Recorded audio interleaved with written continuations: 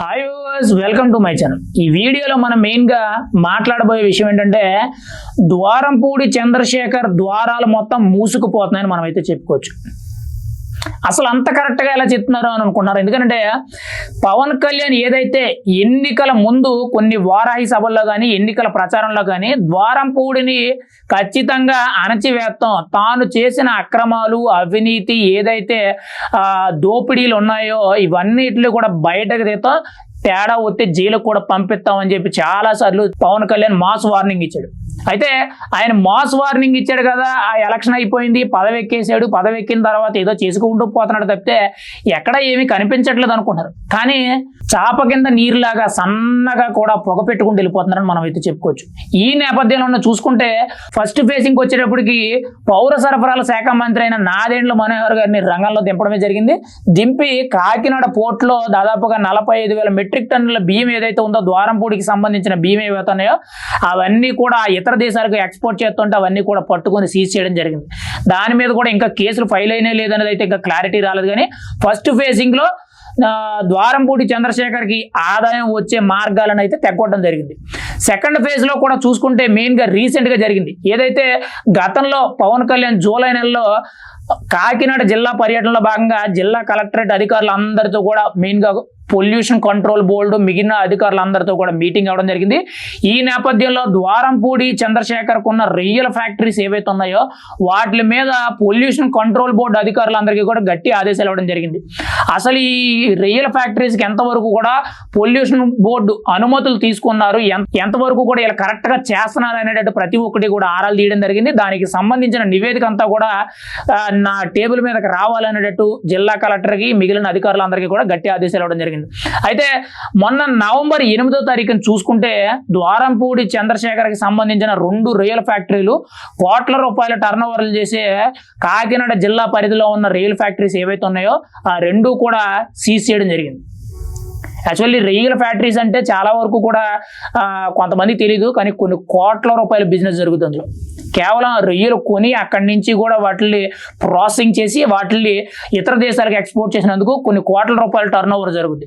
అయితే ఈ నేపథ్యంలో కాకినాడలో కూడా ఈ ద్వారంపూడి చంద్రశేఖర్ గత 5 ఏళ్ళు కూడా తన ఎమ్మెల్యే పదవి అడ్డం పెట్టుకొని మెయిన్గా జగన్మోహన్ రెడ్డి తనకి బాగా సన్నిహితుడు కాబట్టి బాగా కావాల్సినడు కాబట్టి తనకి ఎటువంటి అడ్డు అదుపు లేకుండా కూడా ఎటువంటి పొల్యూషన్ బోర్డుకు సంబంధించిన అనుమతులు ఏవి పాటించకుండా విచ్చలవిడిగా ఆ రియల్ ఫ్యాక్టరీలో నుంచి వచ్చిన వ్యర్థాలు ఏవైతే ఉన్నాయో అవన్నీ కూడా పంట కాలువల్లోకి బోధుల్లోకి కలిపేయడం జరిగింది. ఈ నేపథ్యంలో రైతులు పంటలు అనేవి పాడైపోవడం కానీ వాళ్ళు తాగడానికి కానీ లేకపోతే వాడుకలు వాడుకోవడానికి ఆ నీరంతా కూడా కలుషితం అయిపోయి చాలా వాటర్ పొల్యూషన్ జరిగింది. అయితే ఇక్కడ ప్రభుత్వం తరపు నుంచి ఎటువంటి అనుమతులు కూడా లేవు, అవి కొంతవరకు ఉన్నా కానీ పాటించట్లేదని తెలిసింది. అయితే ఈ నేపథ్యంలో పవన్ కళ్యాణ్ గారు అయితే వెంటనే కూడా అనుమతులు లేవు, అనుమతులు పాటించకపోతే వెంటనే కూడా వాళ్ళ మీద యాక్షన్ తీసుకోండి అనేటట్టు గట్టి ఆదేశాలు ఇవ్వడం జరిగింది. నిన్న 2 రోజుల కిందట అంటే నవంబర్ 8వ తారీఖున ఈ ద్వారంపూడి చంద్రశేఖర్కి సంబంధించిన వీరభద్ర సీ ఫుడ్ ఎక్స్పోర్ట్స్ ఏవైతే ఉన్నాయో ఆ కంపెనీ మెయిన్గా ప్రతిపాడులో ఏదైతే ఒక రియల్ ఫ్యాక్టరీ ఉందో ఈ 2 ఫ్యాక్టరీలు కూడా సీజ్ చేయడం జరిగిందంట. ఇలా ద్వారంపూడి చంద్రశేఖర్కి సంబంధించిన కోట్ల రూపాయల బిజినెస్ జరిగే వ్యాపారాలన్నింటినీ కూడా అనుమతులు లేకపోయినా సరే ఖచ్చితంగా ఏవైతే రూల్స్ అండ్ రెగ్యులేషన్స్ పాటించకపోయినా ఫ్యాక్టరీస్ కానీ లేకపోతే ఏవైతే రైస్ మిల్లు ఉన్నాయో ఇవన్నీ కూడా సీజ్ చేయడం జరుగుతుంది. అంటే ఇప్పటికే కూడా చాలా వరకు కూడా ఆదాయం అనేది గండిపడింది. గత 5 ఏళ్ళు కూడా కాకినాడలో జరిగినంత అవినీతి ఇంకా ఏ నియోజకవర్గంలో కూడా జరగలేదనేటట్టు కొంత పేరైతే ఉండిపోయింది. గతంలో ద్వారంపూడి చంద్రశేఖర్ రెడ్డికి ఎదురు మాట్లాడాలంటే భయపడేటట్టు అంత దారుణంగా ఉండేదనేటట్టు కాకినాడ ప్రజలందరికీ కూడా తెలుసు.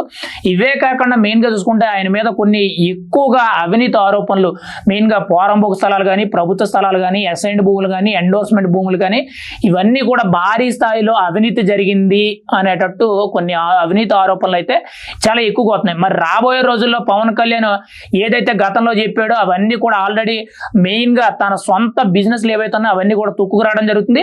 అదే నేపథ్యంలో ఇంకా రాబోయే రోజుల్లో ఇలాంటివి ఏవైతే అవినీతి జరిగిన మరకలు ఏవైతే ఉన్నాయో అవన్నీ కూడా ఈయన ఎలా యాక్షన్ తీసుకుంటాడు అనేది చూడాలి. కానీ ఎలక్షన్ అయిపోయిన కాడి నుంచి పవన్ కళ్యాణ్ రేంజ్ అనేది పెరిగింది. గతంలో ద్వారంపూడి చంద్రశేఖర్ పవన్ కళ్యాణ్ మీద ఒక రేంజ్లో విరుచుకుపడ్డారు. కానీ ఎలక్షన్ అయిపోయిన తర్వాత మాట్లాడడానికి కాదు కదా, కనీసం ఒక ప్రెస్ ప్రెస్ మీట్ పెట్టడానికి కానీ ఉత్తుత్తున ఒక మాట అనాలంటే కూడా భయపడుతున్నారు. ఎందుకంటే పవన్ కళ్యాణ్ రేంజ్ అలా ఉంది, కానీ ఏమీ చేస్తలేదు అని చెప్పి చాలా మంది అనుకుంటున్నారు. కానీ చాప కింద నీరులాగా ప్రతి దానికి కూడా పొగ పెట్టుకుంటూ పోతున్నాడు ఆయన.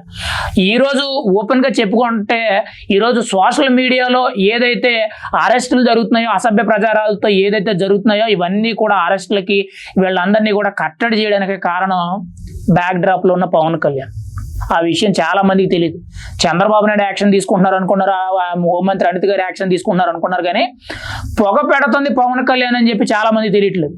గతంలో ఏదైతే ప్రతి ఒక్కటి కూడా చిట్టా రాసుకోండి, ఎవరైతే అవినీతి చేశారో, ఎవరైతే దారి దోపిడీలు చేసేటట్టు, ఎవరైతే దౌర్జన్యం చేశారో వీళ్ళందరినీ కూడా ఖచ్చితంగా ఉపేక్షించే పని లేదనేటట్టు చాలా సందర్భాల్లో పవన్ కళ్యాణ్ చాలా అగ్రెసివ్గా చాలా కోపంతో మాట్లాడడం జరిగింది.